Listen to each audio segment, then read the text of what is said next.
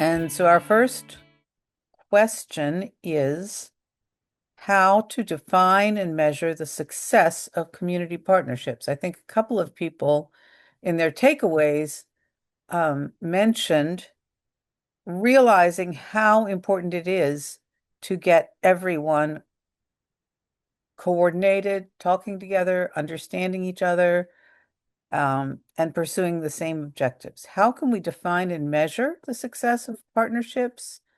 And how can school leaders receive feedback from their partners and report to them on the impact of their involvement?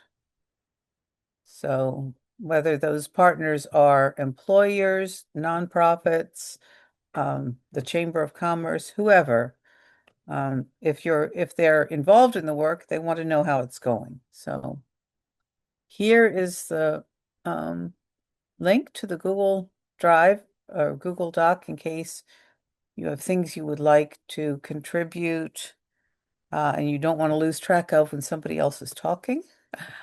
Um, but aside from that, I think we can just open it up. What are some of your thoughts about defining and measuring the success of community partnerships and sharing feedback on its impact?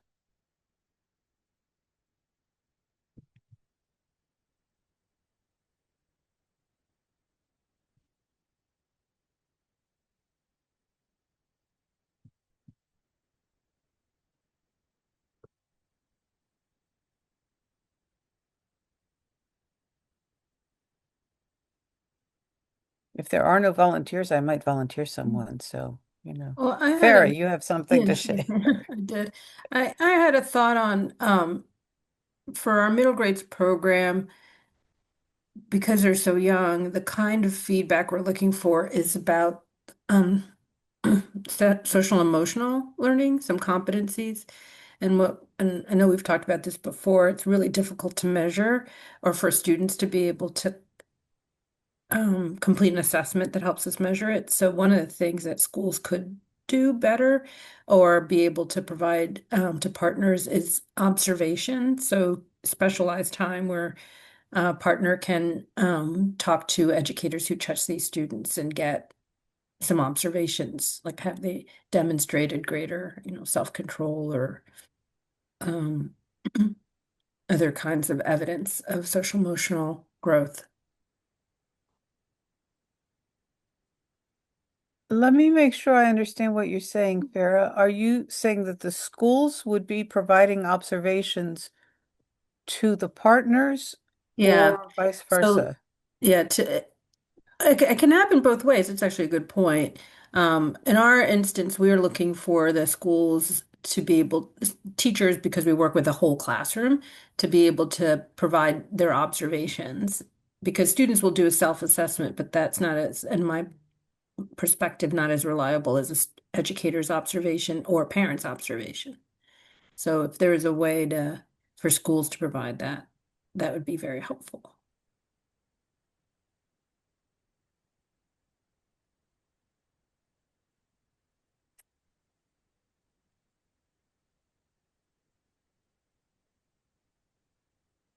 And I'll So, share when you're ready.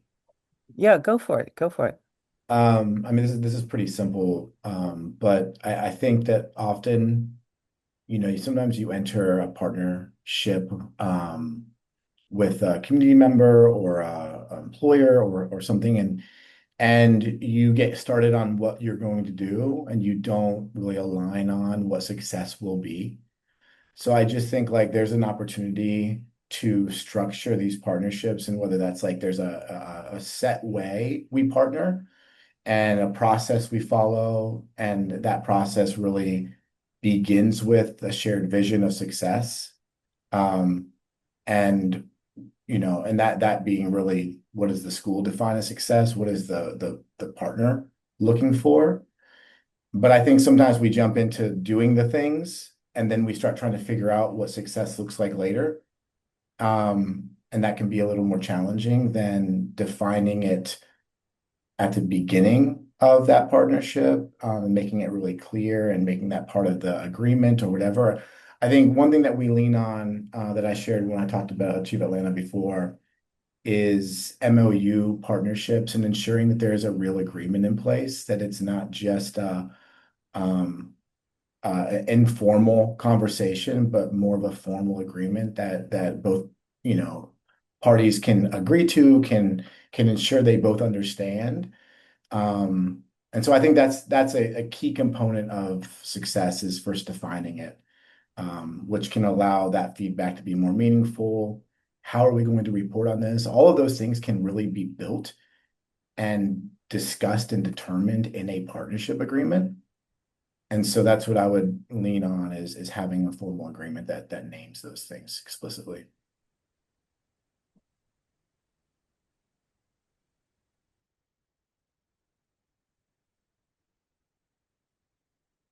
Could you give some examples? Like, what are some of the things that you would be looking for as a nonprofit when you partner with a school? Um, if we are partnering, well, I mean, we partner with schools and institutions right now. And so some of the things, if I look at our institutional partners, like college partners we have, right? We align on shared goals around persistence. And so we agree on what our persistence goal is going to be for Achieve Atlanta scholars at that institution. And then all the work we do is in service of that agreed upon goal. And then that allows us to monitor, we have a data sharing agreement based off of that. We then have set check-ins to look at progress toward that goal. We have set actions that we identify and hold each other accountable to. And so that's an example on the post-secondary side on how we establish those shared goals initially. And then we celebrate them, right? We monitor that. We say, if the goal is 90% of Achieve Atlanta scholars persist to their second year, then we are going to monitor, track, work toward that, and then we're going to celebrate it, and also revisit it if we don't hit it, about what we could have done differently, and continue to kind of work on continuous improvement practices there.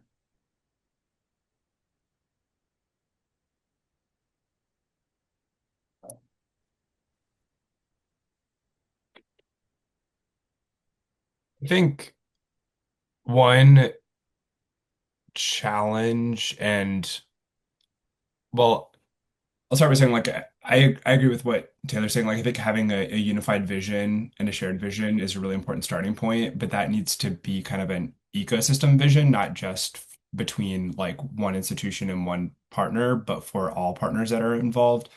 I think when we talk about career readiness and career pathways, one of the biggest challenges is that students get patchwork experiences. So they get, maybe they get an internship, but it's not connected to what they're learning in their program, or they get an industry certification that's not aligned with their career interests. And it's so hard to kind of bring all of these pieces together. I think you need to have a really strong kind of advising infrastructure so that the student has trusted relationship with an adult where they can talk about their career and academic plans, and then look for those opportunities for the student to, like, whether that's work-based learning or um, if their career path does include college, like making sure that they know the steps that they need to take to and what programs they might be interested in, and that there is coherence from the student perspective, and there needs to be kind of alignment and coordination from partners and educators to kind of support that system. So you could have a great partnership, but it could be completely disconnected from what the student is working on and what they're interested in. And that would not be a successful partnership. I think building off of what Austin just said is really powerful in terms of the ecosystem commitment and expectations. And so, this past month has been, it's been the state of everything, from the country to the state in our state in Georgia, we just had our inaugural state of higher education. And so the university system chancellor it was in attendance, as was the technical college system, commissioner, as was the, head of the independent, post-secondary institutions, all on the same all on the same panel. And one of the things, Chancellor Perdue made the comment, said, we're all working on the FIO degree. And so figure it out. And then they went a little deeper though, and they said, you know what, we really are all trying to have very meaningful experiences, both from the cognitive development as well as the workforce skills. And then he gave credit to the technical college system, which in a lot of states is the community college. And so where he said they're very focused in terms of future ready skills and that development, while as we've been more focused on the cognitive and academic development, and we need to do a better job so that all of us are sort of working towards that. How do we give those work experiences, and like Austin said, where they truly connect with that individual student's pathway to their own adult success. And that is no small thing. So when we're pretty conditioned to be in these silos, you've got to have sort of a catalyst from some authoritative elements that make this, a reality. And I'm optimistic. I think we're moving in the right direction. But as Taylor mentioned too, there's a lot of disconnect in terms of what the student's actually experiencing and where the institutions and the partners sort of see that effort and work.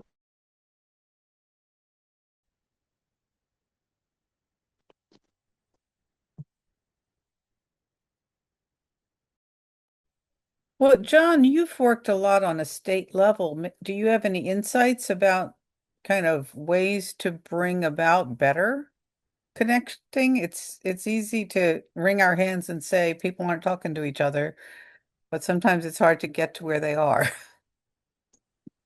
Well, it comes back for a lot of the, things I've observed in the experiences, and there's a shout out too in terms of, people even on this team, and the institutions and the efforts they're working towards. There's some really, really good materials out there in terms of resources on how to get more of a collective, shared commitment, and so creating it where there's a language that is consistent. And I will give you, one example that I see is very promising. And this is being applied in different ways in different places. But the portrait of a graduate kind of movement that's taking place sort of in K-12. The problem with the portrait of a graduate is there is some fantastic descriptions of what future ready skills look like, from empathy, critical thinking, communication, adaptability, collaborative leadership, and resourcefulness. So I just shared with you what the Gwinnett County Public Schools portrait of a graduate, what their 6 domains are. Now, I guarantee you that if you ask the 142 principals what the portrait of a graduate domains are, they're probably not going to know that. So we're still stuck in a content mastery system where we've got state testing and local testing and so forth. And it's really, and those aren't necessarily those future ready skills, especially in this technological age. So I would say, if you want to make progress, there's alignment that's got to take place with your partners so that everyone becomes very familiar about what it is in terms of that productivity goal that you want those students that are doing it, and they're doing it more from workaround and from real commitment within their own communities. And so finding those exemplary communities that are actually doing that, creating those local community ecosystems, I think all of that is a good way to approach it from a state level. That's happening. I know in our own state, and we're in the early stages of it, but the Department of Labor right now is a very, very active partner in terms of the state direction. And I don't see that changing anytime soon. And so that's kind of forcing K-12 and university system and all the different systems for the students to really start working together with that mindset of career and future ready skills.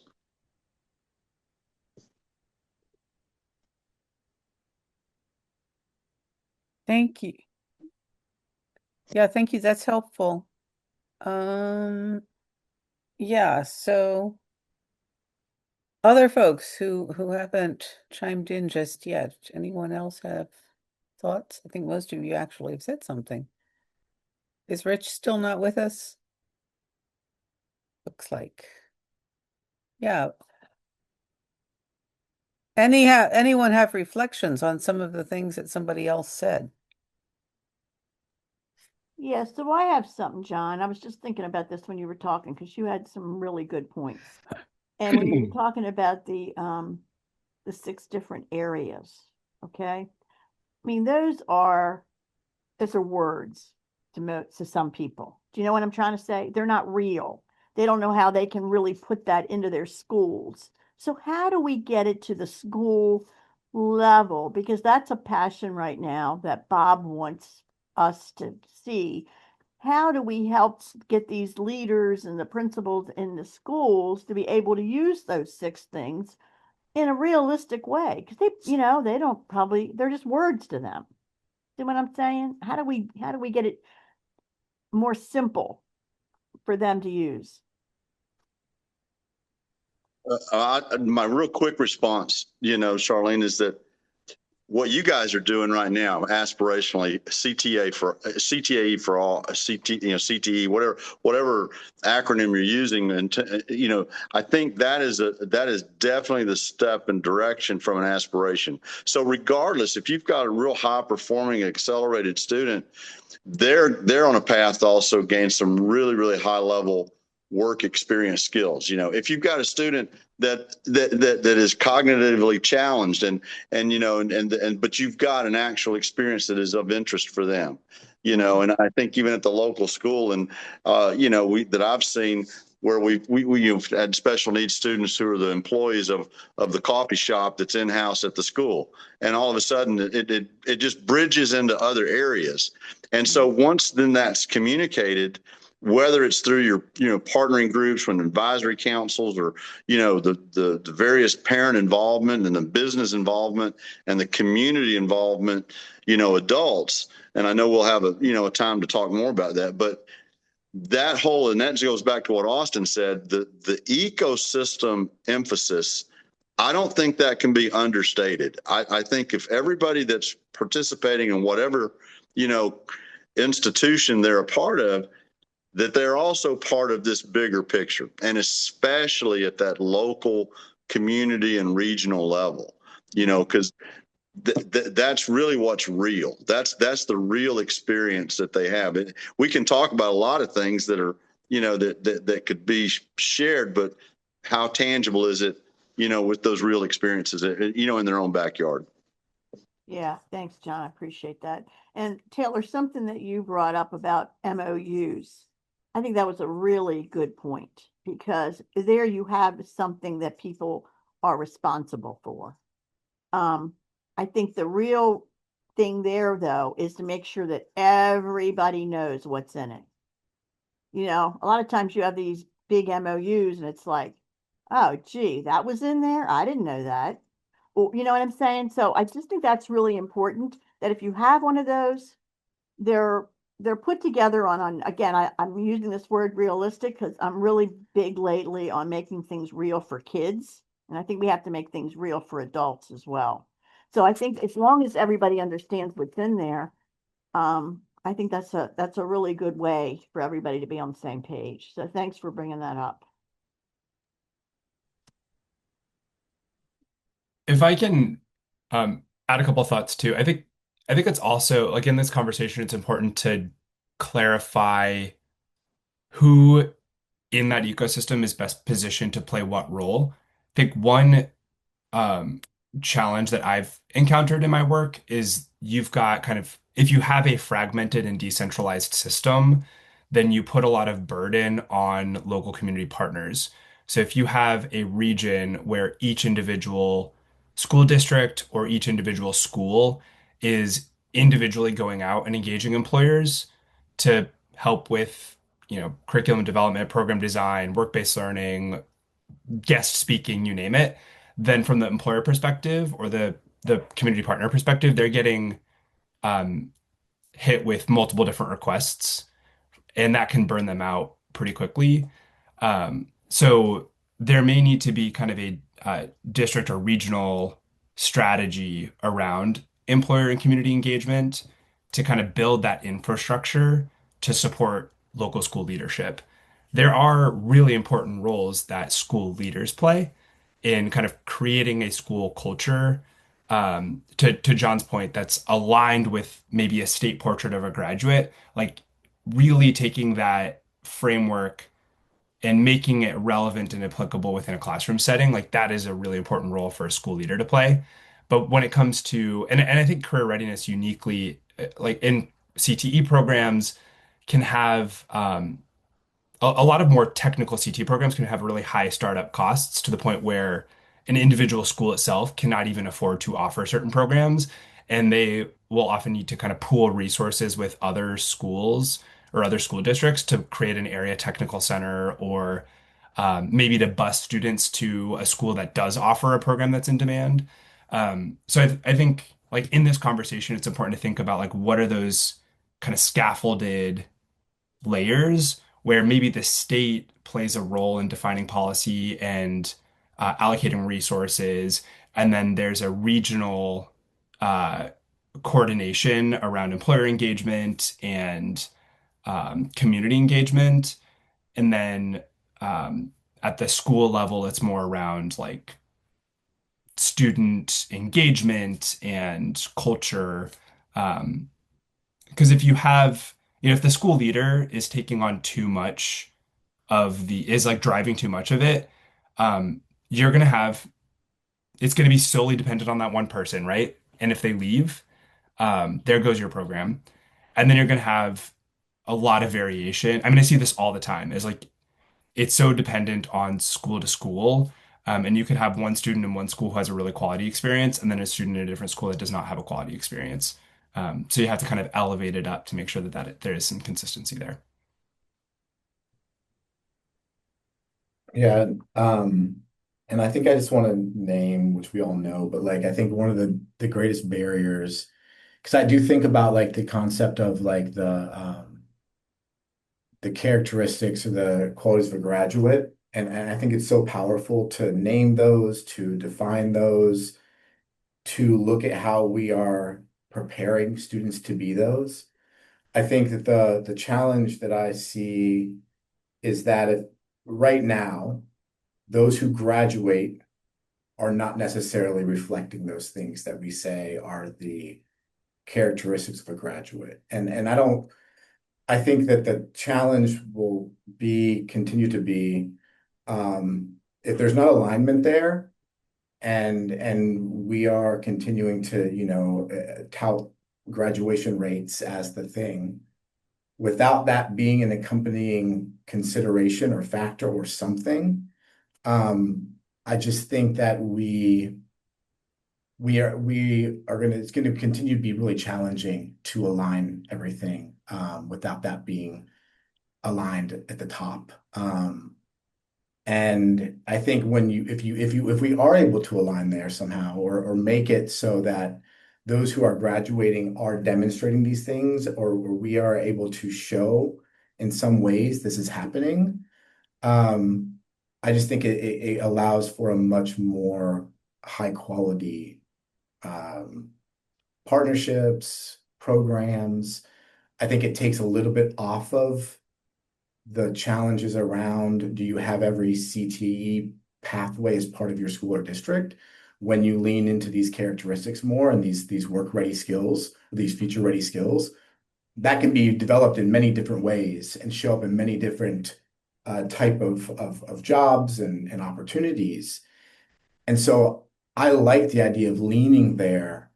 I just think right now it's just not aligned with who's necessarily graduating. And how do we make that more aligned is a huge thing that I think about.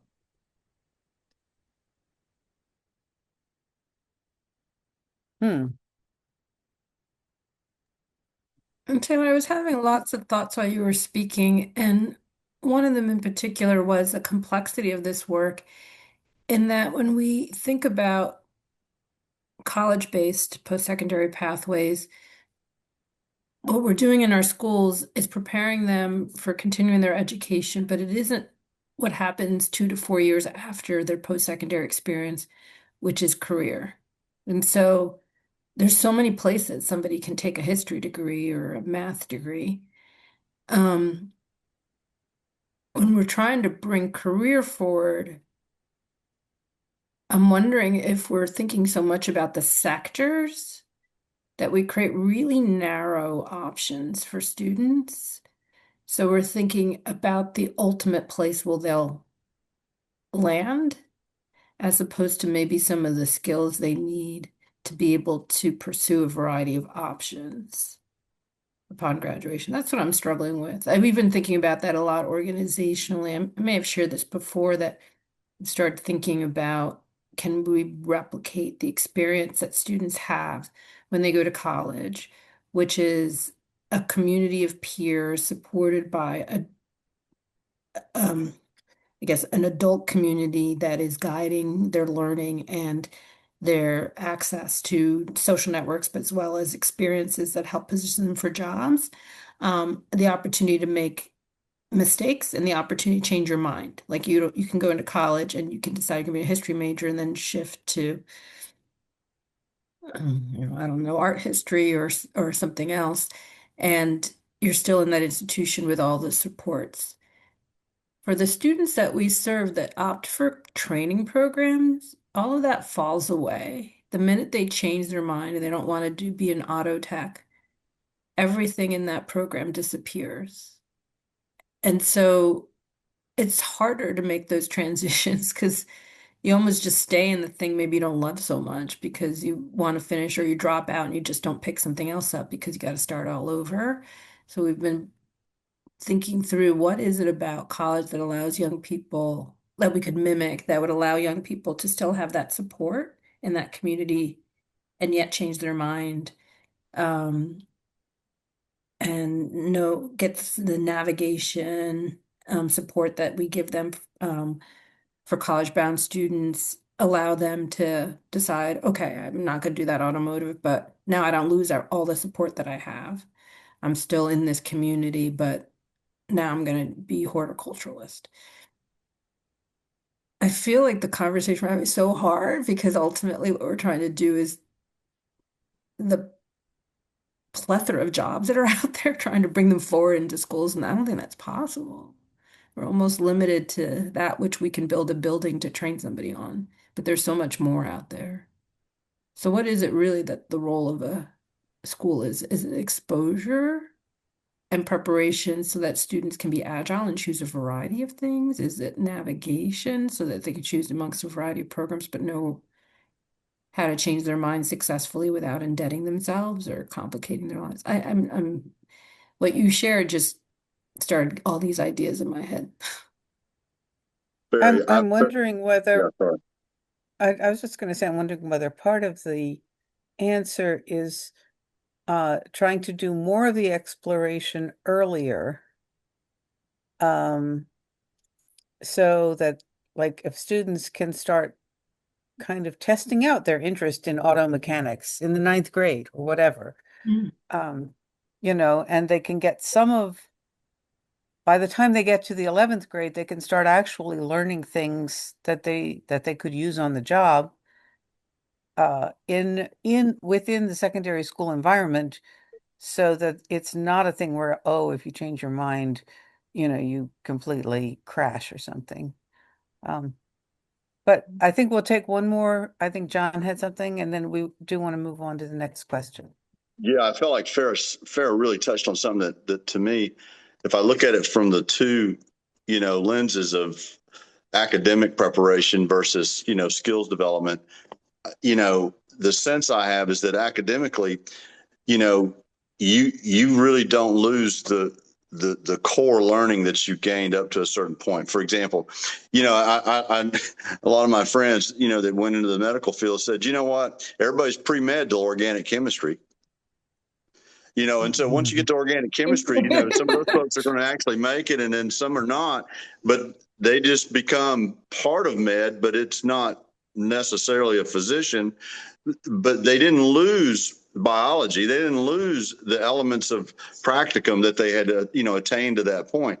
And so what I do think happens in terms of some of the career prep, coursework and almost training instead of coursework or development, is that if you do go down that path and you're in automotive or whatever, that all that work that you place in there, while it could have really, really aligned with some of the portrait of a graduate type, descriptions, you make them start over again. So I think the transferability, especially in the CTE world, from a state and national level is extremely important so that students' energies and efforts until they change their mind, it's just not all lost, you know. And I think academically we do that better than we, and that's almost counterintuitive. But I think that's some space that we could all do better.